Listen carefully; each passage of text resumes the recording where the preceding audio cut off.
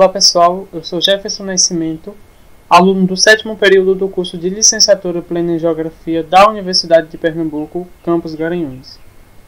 E hoje darei início à sequência de videoaulas sobre globalização. O tema dessa aula será o processo de globalização e sua interferência na sociedade contemporânea.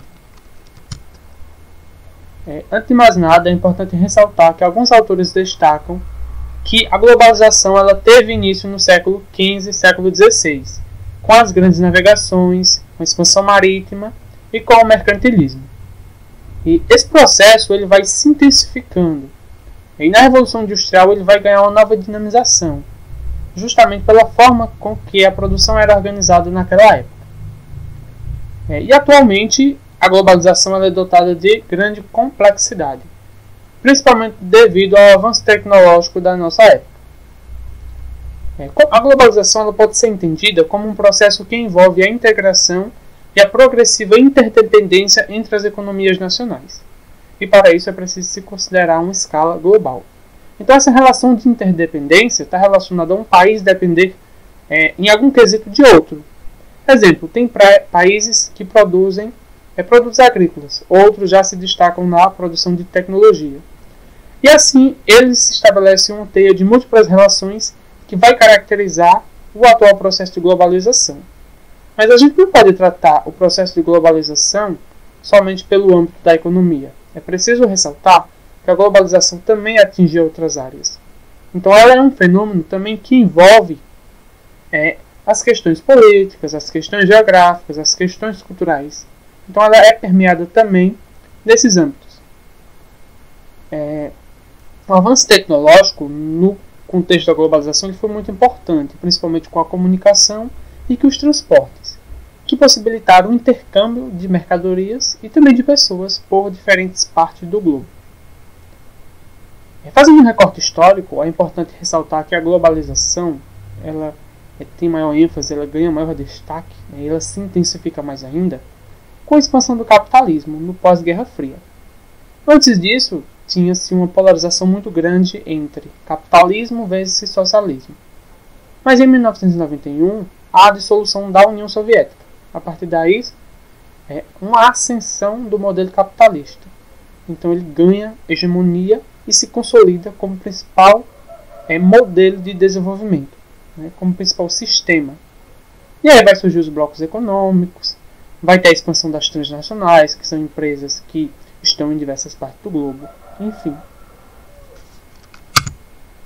Então, como já citado anteriormente, a globalização pode ser entendida como um processo multifacetado, que tem um viés econômico, mas que manifesta também em outras dimensões, como a dimensão da informação, a dimensão cultural, a geográfica e a política. No tocante à globalização econômica, é tido como característica a abertura das economias, principalmente nesse contexto pós-Guerra Fria. A descentralização também do processo produtivo. Por exemplo, um computador que é montado hoje na China. A placa-mãe desse computador ela pode ser até chinesa, mas as peças que a compõem podem vir de diferentes países. Então esse processo de produção está descentralizado cada vez mais. E o motor de propulsão desse sistema é o consumo. Então, além da economia, pode-se falar também de globalização informacional, ou de globalização da informação, que está relacionada à dinamização e sofisticação dos meios de comunicação. Então, o atual período e a globalização informacional é marcada pela instantaneidade das informações, tendo como principais ferramentas a internet, o celular, o notebook, as transmissões por satélites que permitem que a gente, que nós assistamos uma partida de futebol, por exemplo, em um lugar distante, de outro continente, ou então que possamos presenciar eventos que está acontecendo simultaneamente, e a gente pode fazer esse acompanhamento devido à informação, devido ao avanço tecnológico que traz esse processo, essa comunicação de forma fácil. Nesse contexto, alguns autores utilizam o termo aldeia global, que está relacionado à globalização das ideias, de padrões e valores socioculturais e imaginários. Essa aldeia global, essa ideia, é difundida principalmente através dos meios de comunicação de massa, que, segundo alguns autores, os meios de comunicação de massas possibilitaram romper barreiras de idiomas, romper barreiras no tocante a questões culturais e até questões de desigualdades sociais. Exemplo, uma música hoje que é lançada em determinado local pode alcançar uma repercussão mundial. Mas não só uma música, uma produção cinematográfica ou de teatro, por exemplo. Mas cabe questionar, será que essa globalização ela atinge todas as pessoas? Ela atinge todos os lugares? Será que todas as pessoas têm acesso a esses meios de comunicação? Será que todas as pessoas têm essa possibilidade, né, de acompanhar simultaneamente? A gente pode falar também de globalização cultural, que está relacionada ao estreitamento da diversidade cultural. Então, atualmente, há esse estreitamento das culturas, né? As pessoas têm a possibilidade de viajar de um país para outro, para conhecer diversas culturas. Então, é uma aproximação entre diferentes culturas. Isso, muitas vezes, traz uma coisa conhecida como choque de culturas. Que esse choque de culturas pode ocasionar problemas como a xenofobia. A xenofobia está relacionada ao preconceito contra outros grupos culturais. E além da xenofobia também problemas relacionados, no caso, ao terrorismo de grupos que se sentem superiores a outros. É possível também falar de globalização geográfica. Essa globalização geográfica está relacionada às relações entre o local e o global, e vice-versa. Para uma melhor compreensão, eu trouxe aqui um conceito interessante que é o de localização, que é o lugar ele se tornando global, e aí a gente pode entender melhor essa relação local-global. A globalização, como que esse lugar se torna global? Exemplo, ou sendo mapeado por um satélite, ou tendo uma empresa internacional, ou até mesmo vendendo seus produtos para fora, seus produtos ganhando repercussão e tendo prestígio. Produto que é produzido localmente que tem repercussão internacionalmente. Já Milton Santos ele traz também dois conceitos muito interessantes e relevantes, que é o de horizontalidade e o de verticalidade. Então, o conceito de horizontalidade ele está relacionado ao espaço geográfico envolto numa relação de solidariedade entre os que coabitam um determinado fragmento espacial. Então a gente pode dizer que há uma continuidade espacial, permeada pelas relações de solidariedade. Já na verticalidade, está relacionada a pontos descontínuos e de comando de ações globais. Exemplo, uma empresa chega, se instala em determinado país e, posteriormente, ela sai.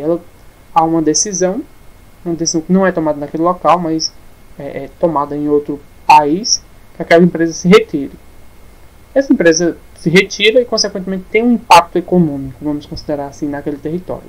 Então, essa decisão, certo? Essa ação, ela não é tomada a nível local, ela é tomada a nível global. Então, a gente pode dizer que são pontos descontínuos de ações globais. Isso é o conceito de verticalidade. Também pode-se falar de globalização política, que é a globalização marcada pela relação entre Estados e empresas transnacionais. Antigamente o Estado ele tinha uma posição mais forte, uma posição mais central de tomada de decisões, ele era mais atuante. Atualmente, com o desenvolvimento do capitalismo, o Estado está mais ali para regular leis e tudo mais. Isso naqueles países que são capitalistas, porque a gente sabe que tem exceções, alguns países que o Estado ainda é presente e controla bastante a economia. Nesse sentido, cabe questionar qual é o papel do Estado mediante o processo de globalização. É mediar conflitos, estabelecer a ordem, ou ele deve intervir na economia? Bem, como nem tudo são flores, a globalização também tem alguns problemas e sofreu também várias críticas por diversos autores. Um deles é Milton Santos. Milton Santos é um geógrafo brasileiro de repercussão internacional que ganhou vários prêmios. Então ele é bem prestigiado. Ele vai fazer críticas a essa globalização, porque assim, nem todo mundo tem acesso aos meios de comunicação. A desigualdade social no mundo ainda é forte. E nem todo mundo tem acesso ao meio de comunicação, nem todo mundo tem dinheiro para viajar. e fica à margem desse processo. Então, ele vai dizer que essa globalização é uma globalização perversa porque exclui. E principalmente devido ao modelo de produção, que é o modelo capitalista, excludente. Então é importante ficarmos atentos também a essas questões que podem vir a cair em provas como o Enem e também vestibulares. Seria o lado obscuro da globalização. Bem, pessoal, por hoje é só. Até a próxima aula e obrigado pela atenção.